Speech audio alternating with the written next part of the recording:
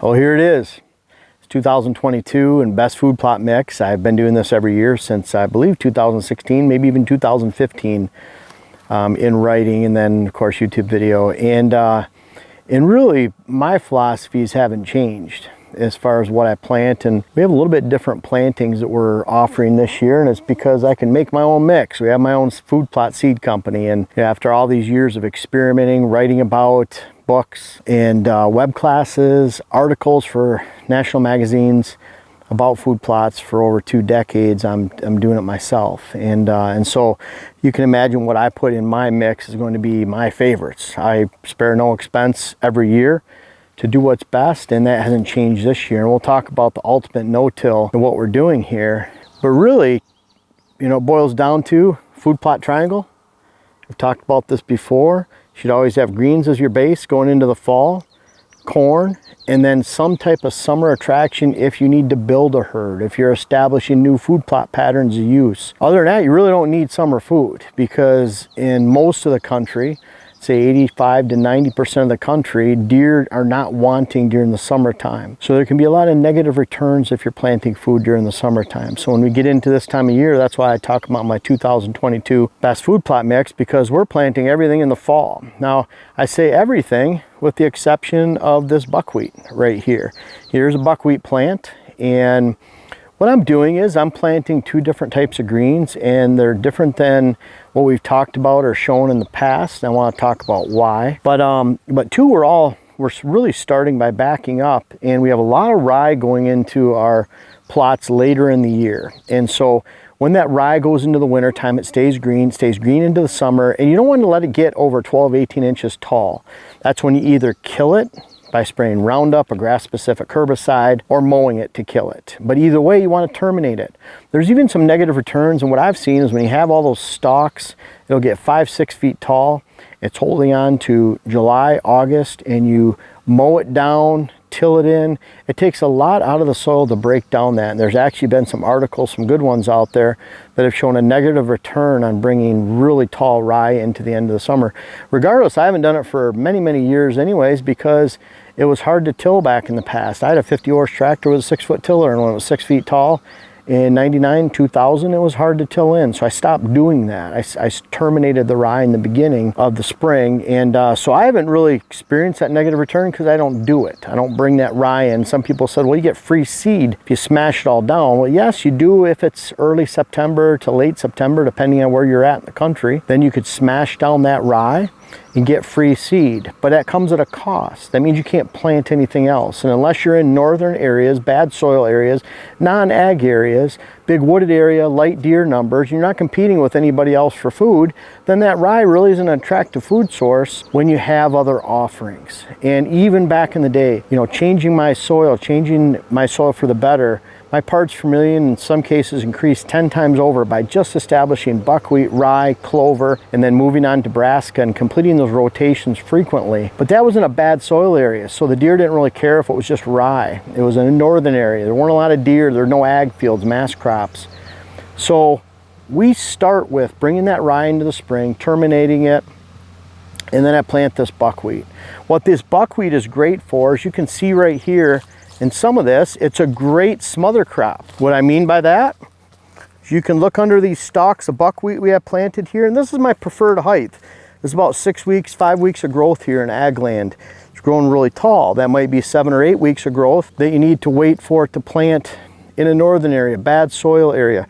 But I want this to be around waist tall, and that's about it. So this is the perfect height that smashes down easy. You can see we've used a Packer Max to smash it down, lays over flat. But if you look in there, not a lot of weeds growing because it's a smother crop. It smothers out the ground. Can't let sunlight into the ground. Sunlight doesn't get to the ground, so it doesn't grow a lot of weeds. It also has a great soil builder qualities. You can see I pulled this buckwheat out. Look at that root mass that's growing into the soil. Not only does it hold soil and it keeps you from having erosion, you can break apart that soil. It's very good. Puts a lot of organic matter into the soil. And then what's great about this buckwheat is it's full of moisture. It's even hard to just snap. It bends right over, but it's full of moisture. You see the moisture just cleaning the dirt off my fingers there. The leaves full of moisture. So what does that mean? It means when I plan, for in my case, 5-6 weeks before I plant my fall crops, and look up our timing for when we do so, we're typically slanting towards end of July, early August in extreme northern areas. When you're in areas like northern Illinois, southern Wisconsin, southeast Minnesota, like I'm at right now, southwest Wisconsin, where I also plant, then you're looking at early to mid-August. You get down into West Virginia, Kentucky, it could be mid to late August, and then Louisiana, Alabama, down in that line, you might be more like early September, end of August. But regardless, when you're planting, you're backing up. You plan to plant early August, then you're backing up to about the end of June, third week of June, and you're planting your buckwheat, which is what we did in this case. Now the rest of my plantings on my property, we actually had a big area where you can see it's light area right here where there's not a lot of buckwheat growing.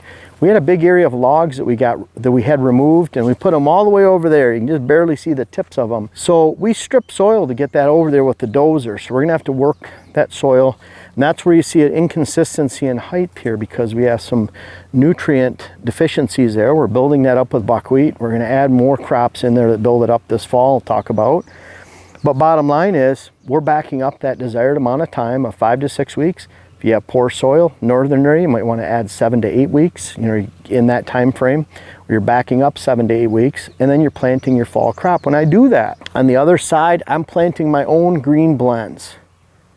And what I mean by that is I slant my green blends every year to something a little bit different. I'm always searching for that perfect planting based on decades of experience. And so I'm searching, but I've learned enough to know that you don't want a lot of different seeds in the mix because each one takes from each other.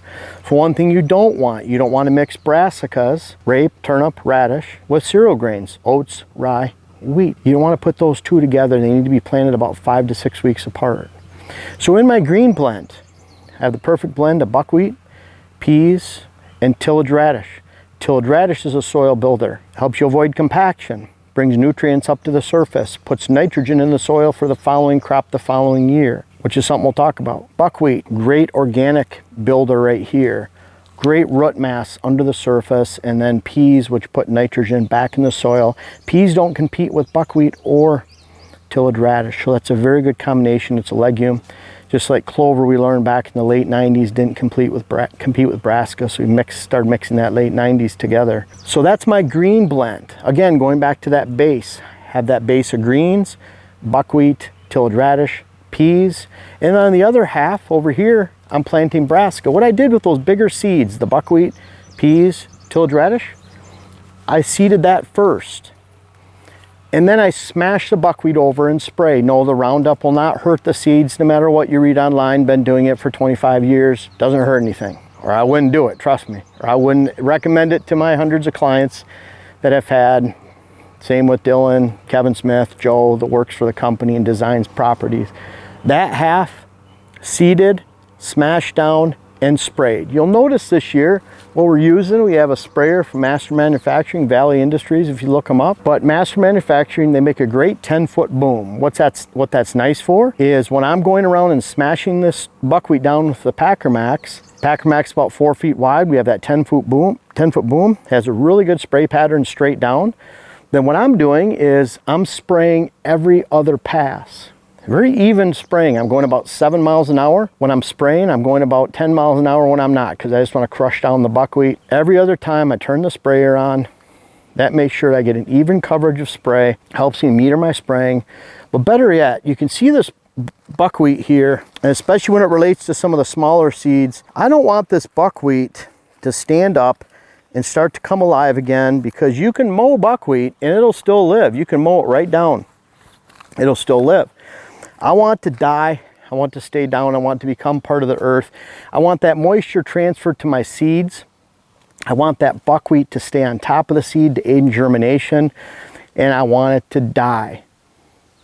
Part of that is because I'm planting buckwheat, young buckwheat, peas, tillage radish.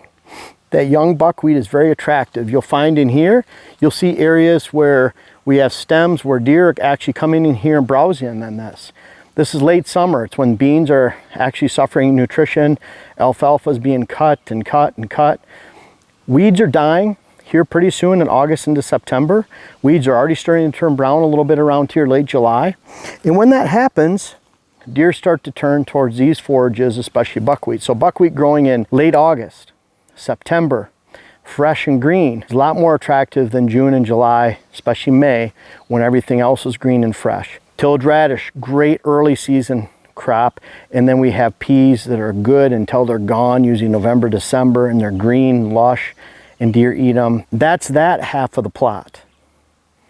I'm then adding 150 to 200 pounds per acre of winter rye, maybe winter wheat in your area, right over the top of that about 4 to 5 weeks later. Again, going back to those two need to be planted 4 to 5 weeks apart. We end up with well over 200 pounds per acre of seed, close to 250 pounds per acre of seed, but it's layered. It's done with cereal grains second. In our case, we'll plant most of our crops in mid-August. That means mid-September we're going back and adding those cereal grains. But that gives us green and a green base during warm-ups that'll be there all the way until spring green up. Again, we're terminating that rye when it's 12 to 18 inches tall in the spring. Those deer will feed on it heavily before spring green up. That's the most often missed opportunity in the whitetail woods when it comes to food plots. Clover doesn't address that. Clover doesn't wake up until spring green up. Alfalfa's after that. The only thing available is wheat or rye in your area. And down in the south, that could be the same for oats. Oats stay green in through the spring too. So it's the same type of flavor. On this side right here, I'm still smashing everything down. But what I'm doing, and this is something I want because I think it helps you guys a little bit more. Some people's buckwheat is this high. I don't want to spread brassica, those small seeds, into standing buckwheat that's chest level, belly level, because your spread pattern becomes very poor. Seed gets held up on those leaves and it hurts your germination rates. This is great. I could seed into this buckwheat when it's only waist high at the most. That's great to seed into. I'll get good even coverage and I won't get a lot hung up and I'll get really good germination rates. The problem is you all online, people plan to spread on top of it and through it, it'll be waist high. That's perfect. And then it gets chest high. Other people are having poor germination rates. To almost dumb it down, but to make it easier for you and more efficient, even for myself, I'm gonna smash this all down and then I'll go seed the brassica into it, those small seeds. So smash it down. I'll spread the brassica seed into it. The brassica seed is very fine and small. The first rain, it gets washed on the soil, get great germination. That brassica seed does not have to be worked in the soil when you're spreading it into a buckwheat crop that you've terminated and smashed down like this right here. Let alone any other time. We've had great results by just throwing it on clay, dark soil, even sand soil with enough rain, sandy soil with enough rain. So that's that base for me. Now it gets into your area. It could be down that you're in Oklahoma, Texas, and you need to take advantage of a cold hardy oat, maybe iron clay peas, but you're looking for that green base that gives you diversity. We're lucky in our areas and most of the north half of the country where we can put a good brassica blend. In our case, we're using tillage radish as a big staple base of that brassica blend because it's a soil improver. And then we have the forage rapes, turnips. We have a couple globe turnips, green globe and purple top that we can take into the late season, but those are diminished because I really want all season attraction. I don't want to slant that towards late season. That's a bad thing to do. You want deer starting to establish a pattern of use on your brassicas early. Early meaning late October, early November. You want them to hit the candy crop of the peas, buckwheat, tillage radish on one side, let the brassica grow on the other, get good volume, and then you're adding to that green side with the rye and the wheat about 4 to 5 weeks after. The brassicas experience a drought. They don't grow. They're over browsed in your area. Just put 150 pounds, 200 pounds of rye or wheat right over the top of it and enjoy the season. But that's my base. These two halves right here. That's my base of all those green. And like I said, when you have enough room, when you move up that triangle, if you have room for corn, we add it. So here's our corn right here. And you see it doesn't grow well under an oak tree, which is fine because we'll have a ladder stand, one of our family tradition ladder stands right up there. We have a tunnel into it. We have this blockage of corn right here. We'll have a red cedar mock scrape right over here. Deer come in through these greens, they go hit the water hole, they go off to the ag.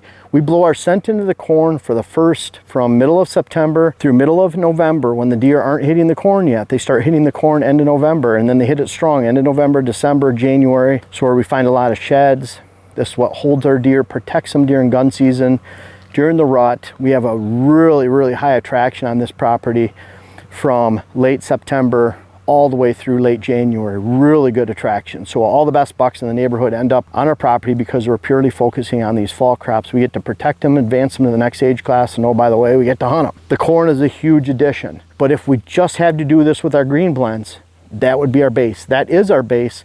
Over in Wisconsin, we just use green. We don't have the ability to put corn over there because of erosion concerns and because of the size of the area that we have to plant. We're doing something a little different over there this year. So we'll talk about that in another video. But bottom line is we're addressing those greens first. If we have room for corn, we do that later. And the cool thing is we flip these two right here. And we avoid planting brassica 2 years in a row. You don't want to do that in the same location because we have a crop of buckwheat in between. So that's taking that root fungus potential out of the soil by planting the buckwheat crop in between. Regardless, we're still rotating, still going back to those principles I learned over 20 years ago of building soil, improving soil. In that way, we can improve the soil. We can have great crops that attract deer. We're not really overcomplicating this by adding 25 different seed varieties to this mix that really wouldn't attract deer, can actually be detrimental, and really aren't doing that much as a whole overall because, again, a jack of all trades is a master of none. That's what a lot of food plot blends are. When you see 10, 12, 15 mixes in the bag, that applies to that jack of all trades, master of none. It's really not doing anything special to your soil. This does something special to your soil. I mean, look at when I've been sitting here just holding it, how it starts wilting. This is all moisture right here, just full of moisture. To actually wash my hand with it, it gets full of moisture, and that transfers to the seed, keeps moisture to the ground, doesn't let it dry out during the summertime, doesn't open the soil for erosion. I hope Dylan gets it. This will help him remember because he's the one shooting the video, but on the way out, the corn that's actually growing on our land from the erosion from the neighbor's farm field, you'll notice all the weed seeds that came with it and how there's more weeds there. There's corn growing. It actually smothered out our switchgrass. So that's what happens when you use tillage and when you use a lot of tillage. Is these guys do a great job. They have a great harvest, really good crops. But when it comes to soil erosion, we can't be too careful. And as food plotters, we can afford to do it right and make sure we're already in the red. So we can do extra things to make sure we have good crops, good soil. And that's what we're doing with our blends. On one side, again, I like the buckwheat, peas, tillage radish. That's our blend. We call it our fall power greens. We have our food plot seed company that was launched a couple weeks ago. And then we have our brassica blend that's high in tillage radish. Now I will say our blends are expensive this year, and we will work drastically to get those costs down next year to you by quite a bit. And so we'll get those costs down to you. But the support has been overwhelming. The amount of seed that we've sold, I think we're approaching 40 different states that we've sold seed to. You guys are awesome. The support is great because I know that that seed is expensive, but at the same time, it's my own personal blends. It's what I'd be planting this year. It's what I planted last year. A lot of what I planted 2 years ago. It's what I've planted off and on. I've used tillage radish in the mix for a long time in my fall blends. Oats a little bit here and there. But bottom line is, we're working to provide that green base, which you should do. If you have room, corn can be a great addition. We use beans very sparingly, and I'll talk about that in another video. But we're all set up here. I'll tell you, this is what we're doing on all our plots. We don't have the corn on all our plots because we don't have enough room. This plot happens to be about 2.5, 2 3/4 acre, so we have that room. But we're gonna have that stand right here, and then you can see our redneck behind the sumac back there. We actually have a strip of about 20 feet wide of switchgrass at the back of the corn between there and the redneck and the outside. So we have switchgrass. It's 2 years old. It's about 2 feet high. That'll be about 4 to 5 feet tall by the end of August. Then we have the corn, and then we have our green blends hidden back here. We can access this stand by crawling up the back side of the trunk. There's 4 trunks there. It's the third one back. And we'll be able to cover this area, this half of the food plot. And we'll bring some good sits to you. Dylan was saying he can't wait to sit here in this spot for this season, and I can't wait for him to sit with me back out here. We'll blow our scent into the corn. It'll be perfect for that. You can bet we'll have some great late season hunts in this location we'll bring to you. So it's not just about the soil. It's not just about what's the best food plot mix. It's really how it fits within your entire land, the strategy for your access, departure, making sure you're not spooking deer. We could drive by in a pickup truck out here on the outside, and the deer that are out here don't know we're even coming by. So it's that entire strategy of hiding that food plot back here. But again, get your base of greens, This Ultimate No-Till is beautiful for doing that. We're improving the soil at the same time. The parts per million are just incredible over a 9-month and 3-year period. If you check out that video that we've had recently and see how that's improved, it'll really be eye-opening to what we did in very poor soil, sandy soil. We're using those same principles that I used to build the soil over 2 decades ago, but at the same time, we're doing it at the highest level we can for attracting deer. We're having that perfect balance. Check my food plot seed company out if you'd like to. I wouldn't stand behind it and sell it. They're my personal blends. No one's telling me to plant that. In fact, it's very expensive what I do, but I want to do what's right, not filling it with something that has a lot of coatings, Dorfesic rape that's small, adding sugar beets just for a buzzword to get you to buy it, and certainly not adding cereal grains to the brassica. It's just good, clean food plotting science, and if you follow it, you'll be successful this fall and beyond, whether you buy that seed or not. I've told you what's in the mix. You go mix your own. I don't really care. It's kind of like the books I have. I have books for sale. I have web classes for sale. I have a food plot web class that has 30 videos in it telling you exactly how to do that. But I'm going to try to do my best with all these YouTube videos. I have over 600 articles on my site. Over 200 are food plot related. Check that out too. I don't think you can get enough food plot information, especially when it involves a strategy. There's a lot of strategy that goes into this 2022 best food plot mix. Enjoy it. Have a great hunt. Have great food plots. And I can't wait to hear about it in the comments below. Thank you for watching. Folks, I want to make sure you check out my web class video series, whether it's how to design your food plot program or how to design your property in general. And we have a new one coming out that'll be how to hunt the rut. But these bucks back here are a testament. Some of these bucks go back to 93. They're even in different states. I urge you to check out those web classes so that you can help yourself, help your land, help your hunt. The link is in the description. And also for those that have tried them out, I encourage you to offer some feedback in the comments below. Thank you.